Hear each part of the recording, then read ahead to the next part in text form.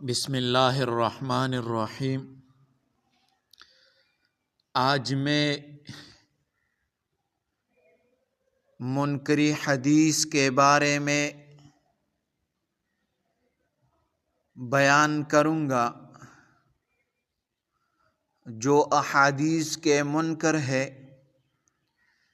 یعنی پرویز منکری حدیث غلام احمد پرویز جو کہ منکری حدیث ہے، اور دیوبند کا اختلاف ایک اہم مذہبی موضوع ہے جس پر اسلامی علماء کے درمیان مختلف آرائیں پائی جاتی ہے۔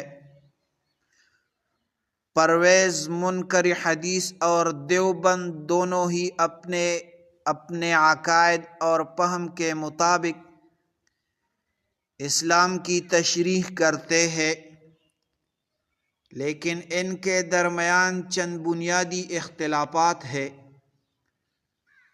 پرویز منکر حدیث کا نظریہ یہ ہے، پرویز منکر حدیث کا موقف یہ ہے کہ حدیث کو قرآن کی تفسیر اور اس کی وضاحت کے طور پر نہیں لیا جا سکتا۔ ان کے مطابق حدیث کی دلالت، پرویز صاحب کے مطابق حدیث کی دلالت پر کوئی قطعیت نہیں ہے، یعنی وہ اسے قرآن کی تفسیر کے طور پر نہیں مانتے۔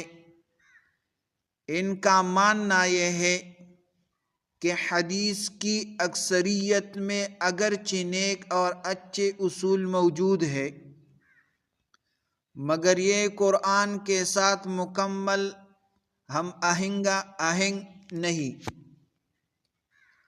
قرآن کا مقام، پرویز صاحب قرآن کو کامل اور آخری کتاب مانتے ہیں جس میں دین کا مکمل اور جامع پیغام موجود ہے، اور اس میں کوئی بھی اضافی وضاحت یا حدیث کی ضرورت نہیں۔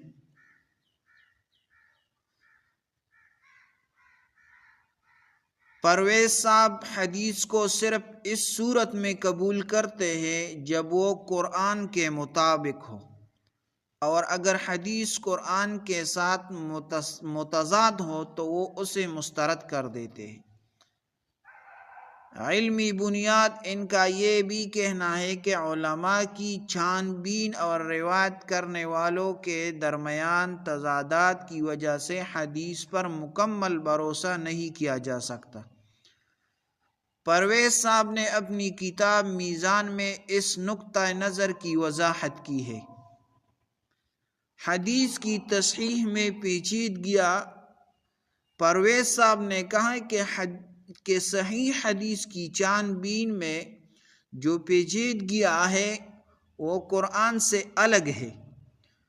قرآن کو مکمل دین ماننا، قرآن کو آخری کتاب اور مکمل ہدایت مانتے ہوئے اس میں کسی اضافی وضاحت کی ضرورت محسوس نہیں کرتے۔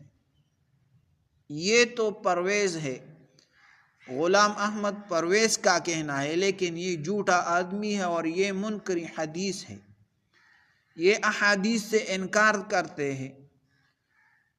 دیوبندی علماء کا نظریہ یہ ہے، دیوبند مکتبہ فکر کا موقف یہ ہے کہ حدیث کا دین میں ایک خاص مقام ہے اور اس کے بغیر دین مکمل نہیں ہو سکتا۔ دیوبندی علماء حدیث کی جمع اور اس کی تصحیح پر بڑے اہتمام سے کام کرتے ہیں، اور ان کا کہنا ہے کہ حدیث کا مقام دیوبندی علماء کے مطابق کیا ہے۔ حدیث قرآن کے بعد دوسرے اہم ترین ماخذ کا درجہ رکھتی ہے۔ قرآن کی تفسیر، دینی احکام اور زندگی کے مسائل میں رہنمائی کے لیے حدیث کی ضرورت ہوتی ہے۔ صحیح حدیث، دیوبند مکتبہ فکر صحیح اور معتبر حدیث کو قبول کرتا ہے، جیسے کہ بخاری اور مسلم۔ ان کے مطابق یہ احادیث دین کی صحیح تفہیم فراہم کرتی ہے۔ تقلید اور اجماع کے بارے میں دیوبندی علماء کے نزدیک اجماع اور تقلید کو دین کے اہم اصولوں میں شمار کیا جاتا ہے۔ حدیث پر عمل کرنا ان کی نظر میں ضروری ہے۔ دلائل کیا ہے؟ قرآن کی تفسیر، قرآن کو سمجھنے اور اس کے مفہوم کو واضح کرنے کے لیے حدیث کی وضاحت ضروری ہوتی ہے۔ حدیث کی ثقاہت، دیوبندی علماء صحیح حدیث کی ثقاہت پر زور دیتے ہیں اور اس کو شریعت کے اہم ترین ذرائع میں شامل کرتے ہیں۔ اہم اختلافات کیا ہیں؟ حدیث کا مقام کیا ہے؟ پرویز صاحب حدیث کو غیر ضروری سمجھتے ہیں اور قرآن کو ہی مکمل ہدایت کا ماخذ مانتے ہیں۔ دیوبند کے مطابق حدیث دین کا حصہ ہے۔ دیوبند کے مطابق یعنی علماء دیوبند کے مطابق حدیث دین کا حصہ ہے اور اس کی تفسیر اور عمل کرنا یہ ضروری ہے۔ حدیث کی صحت، پرویز صاحب حدیث کی تصحیح میں شک و شبہات کرتے ہیں اور یہ شبہات پیدا کرتے ہیں اور اس کی صرف وہ حصے مانتے ہیں جو قرآن کے مطابق۔ دیوبند اس کے برعکس صحیح اور معتبر احادیث کو تسلیم کرتے ہیں اور ان پر عمل کرنا ضروری سمجھتے ہیں۔ نمبر 3، دینی عمل میں اجماع۔ پرویز صاحب اجماع اور تقلید کو ضروری نہیں سمجھتے۔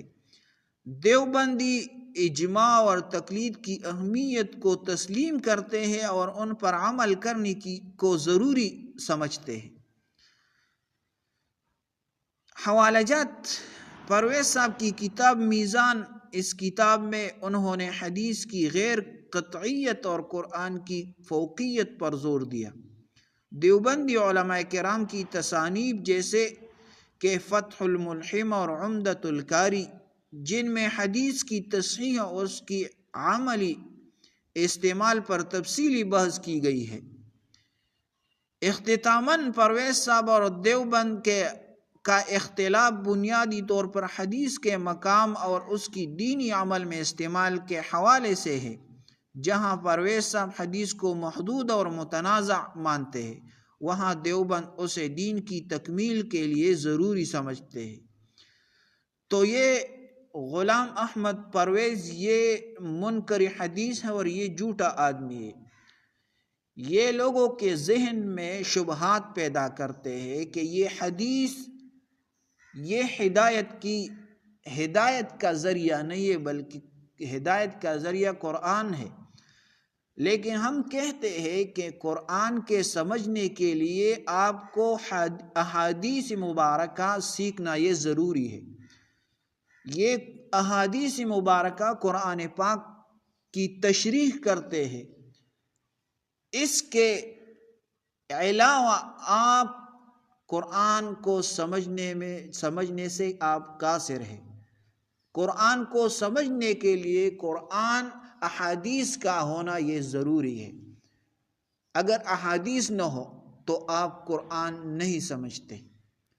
تو یہ ایک جھوٹا اور دجال آدمی ہے، لوگوں کے ذہنوں میں شبہات پیدا کرتے ہیں کہ احادیث نہیں ہے، صرف قرآن پاک یہ کافی ہے۔ تو اس سے بچو اور اس کے پیروکاروں سے بچو، ان کے لیے دلائل پیدا کرو۔ اور دلائل کیا ہے انشاءاللہ اس پر ہم بات کریں گے دوسری ویڈیو میں۔